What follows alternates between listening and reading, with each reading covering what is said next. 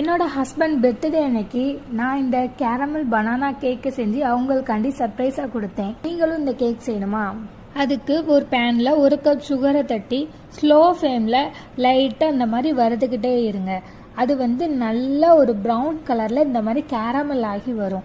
இதை இந்த மாதிரி ஒரு கண்ணாடி பாக்ஸ்ல டிரான்ஸ்ஃபர் பண்ணி அதை நல்லா செட் பண்ணி வச்சுக்கோங்க. அதுக்கப்புறம் 2 பனானாவை எடுத்துக்கோங்க. அதை ஒரு மிக்சி ஜார்ல ஆட் பண்ணிட்டு அதுக்கப்புறம் அது கூட 3 முட்டை, 3 டேபிள் ஸ்பூன் சுகரு, அதுக்கப்புறம் 300 ml பால் ஆட் பண்ணி நல்லா பிளெண்ட் பண்ணிக்கோங்க.